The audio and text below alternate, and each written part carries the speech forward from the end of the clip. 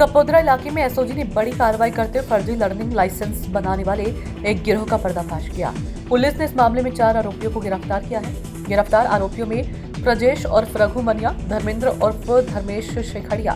प्रफुल्ल और फार्टियो, विपुल पटेल और रवि गंगाड़िया शामिल हैं। पुलिस जांच में सामने आया कि आरोपी व्हाट्सएप ग्रुप के जरिए लोगों के नंबर हासिल करते थे और खुद को आरटीओ एजेंट बताकर उन्हें झांसे में लेते थे। ये लोग 7 से 10 हजार रुपए में लर्निंग लाइसेंस बनवाने का दावा करते थे, लेकिन ना तो फॉर्म भरते थे और ना ही सरकारी फीस या डॉक्यूमेंट अपलोड करते थे। आरोपी व्हाट्सएप की मदद से एडिटिंग कर फर्जी लर्निंग लाइसेंस तैयार करते थे और ग्राहकों को भेजकर उनसे पैसे वसूलते थे। जानकारी के मुताबिक पिछले 6 महीनों में इस गिरोह ने करीब 50 लोगों से ठगी की और लगभग 30 फर्जी लर्निंग लाइसेंस जारी किए। फिलहाल कपोद्रा पुलिस ने मामला दर्ज कर आगे की जांच शुरू की। कापोद्रा एरियाમાં 4 જે મિત્રો છે એ લોકો બોગસ લર્નિંગ લાઇસન્સ બનાવવાનું એક ષડયંત્ર છે એ લોકો કરતા હતા। તો એસઓજીના ધ્યાને આવતા આ લોકોને પકડી પાડવામાં આવે તેમની પાસેથી 13 આવા લર્નિંગ જે બોગસ લાઇસન્સ બનાવ્યા એ પણ જપ્ત કરે છે અને બીએનએસ 316(5) જેની સજા આજીવન કેદ સુધીની છે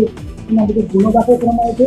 આ 4 વ્યક્તિમાં પ્રફુલ્લ પટેલ, રવિ ગાંગડિયા આ બંને આરટીઓ એજન્ટ છે એ ઓળખ આપી વોટ્સએપથી લોકોના સંપર્કમાં આવતા હતા અને ત્યારબાદ લોકોને 7 થી 10 હજાર રૂપિયામાં લર્નિંગ લાઇસન્સ અને લાઇસન્સ બનાવી આપશે એવું કહી અને ધર્મેન્દ્ર શેખરિયા એમ પરિવહનમાં આ લોકોની એપ્લિકેશન કરતા અને ત્યારબાદ ઓટીપી જનરેટ થતો અને ઓટીપી જે તે વ્યક્તિ પાસેથી માંગતા હતા એટલે એ લોકોને એવું થાય કે ભાઈ આ સાચી લાઇસન્સ આપે છે અને ત્યારબાદ જે પ્રદેશ માણ્યા છે એ એડિટિંગ કરી અને લર્નિંગ લાઇસન્સ બનાવી અને એ જે છે વ્યક્તિને આપી દેશે તો આ લર્નિંગ લાઇસન્સની વેલિડિટી 6 મહિના હોય છે અને આ લોકો 6 મહિનાથી આ કામ કરતા હતા અને 6 મહિના બાદ અત્યારે આ પકડાઈ ગયા છે। અત્યાર સુધી લગભગ 50 થી વધારે લોકો આના ભોગ બન્યા છે અને 7 થી 10 હજાર રૂપિયામાં કામ કરતા હતા અને આ લોકો વિરુદ્ધમાં